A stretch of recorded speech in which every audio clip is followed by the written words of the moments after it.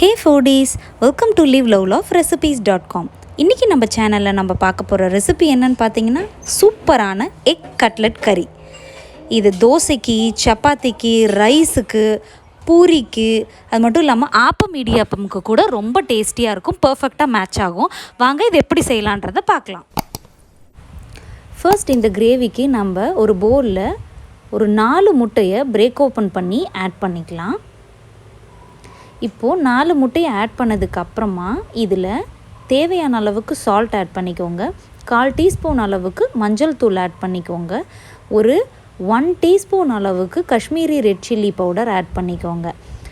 Pepper powder add பண்ணுறது optional தான். ஒரு 1/4 டீஸ்பூன் வேணும்னா நீங்கள் ஆட் பண்ணிக்கலாம். நான் இன்றைக்கி ஆட் பண்ணலை. ஒரு மீடியம் சைஸ் வெங்காயத்தை ஆட் பண்ணி இதை நல்லா இந்த மாதிரி கலந்து நம்ம ஒரு சின்ன தாளிப்பு கரண்டி இருக்குது இல்லையா, அதில் தான் நான் இன்றைக்கி சுட்டு எடுத்துருக்கிறேன்.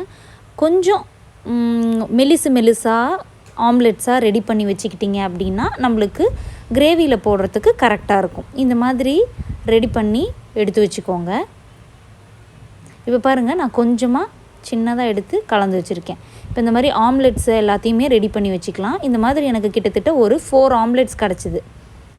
உங்கள்கிட்ட இந்த மாதிரி சின்ன தாளிப்பு கரண்டி இல்லை அப்படின்னா நீங்கள் தோசை தவாலே சின்னதாக இந்த மாதிரி ஆம்லெட்ஸ் செஞ்சு வச்சுக்கலாம். அல்லது நம்ம பணியார சட்டியில் சின்ன பணியாரமாக செஞ்சு வச்சுக்கிட்டிங்கனாலும் ரொம்ப சூப்பராக இருக்கும். அதுக்கப்புறமா நம்ம கிரேவி செய்ய ஆரம்பிச்சிடலாம். அதுக்கு இந்த மாதிரி ஒரு நல்ல அடிகனமான பேன் எடுத்துக்கோங்க. அதில் 4 டேபிள் ஸ்பூன்ஸ் அளவுக்கு ஆயில் ஆட் பண்ணிக்கோங்க. ஆயில் நல்லா சூடானதுக்கப்புறமா ஒரு 1 டீஸ்பூன் அளவுக்கு ஜீரகம் ஆட் பண்ணிக்கலாம். அது நல்லா பொரிஞ்சு வரும்போது 3 மீடியம் சைஸ் வெங்காயத்தை எவ்வளோ பொடியாக சாப் பண்ண முடியுமோ அவ்வளோ பொடியாக சாப் பண்ணி ஆட் பண்ணி நல்லா கலந்து விட்டுக்கோங்க. இது நல்லா வதங்கி வரும்போதே இது கூடவே ஜஸ்ட்டு ஒரு 1 டீஸ்பூன் அளவுக்கு மட்டும் இஞ்சி பூண்டு விழுது ஆட் பண்ணிக்கோங்க.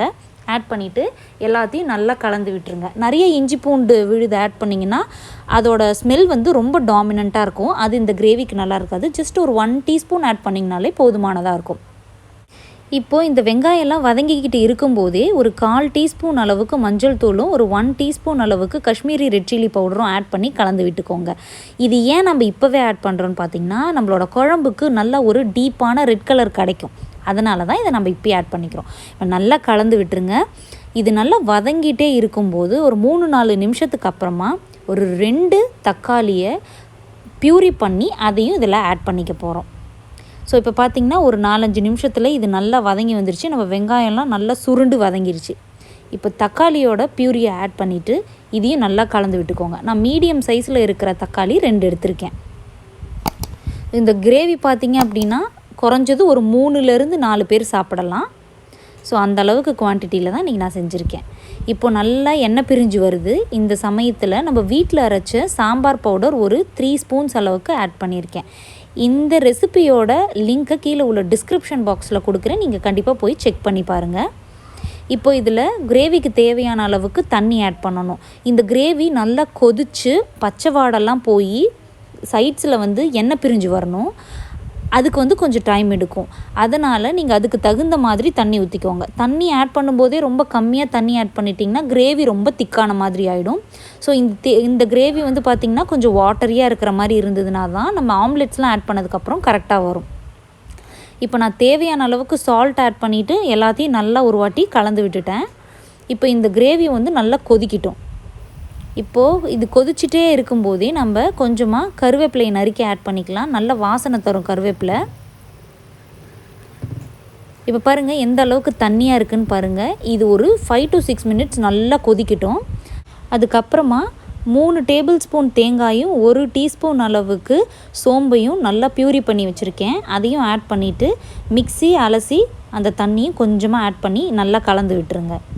நம்ம தேங்காய் பேஸ்ட் ஆட் பண்ணதுக்கப்புறமா நம்ம கிரேவி கொஞ்சம் திக்காகி வரும். இந்த ஸ்டேஜ்லேயே நம்ம நறுக்கின கொத்தமல்லி இலையை ஆட் பண்ணிக்கலாம். இந்த கொத்தமல்லி இலை நல்ல டேஸ்ட் கொடுக்கும். நம்மளோட குழம்புக்கு சூப்பரான டேஸ்ட்டு தரும். அதனால் கொஞ்சம் நிறையவே நீங்கள் கொத்தமல்லி ஆட் பண்ணிக்கோங்க. இப்போ எல்லாத்தையும் கொதிக்க விடலாம். இது கொதிக்க நம்மளுக்கு கொஞ்சம் கிரேவி திக்காகி வந்துகிட்டே இருக்கும். சைட்ஸ்லேயும் நல்லா எண்ணெய் பிரிஞ்சு வரும். உங்களுக்கு பார்த்தாலே தெரியும். ஸோ சைட்ஸில் நல்லா எண்ணெய் பிரிஞ்சு கிரேவி கொஞ்சம் திக்காக ஆரம்பிக்கும்.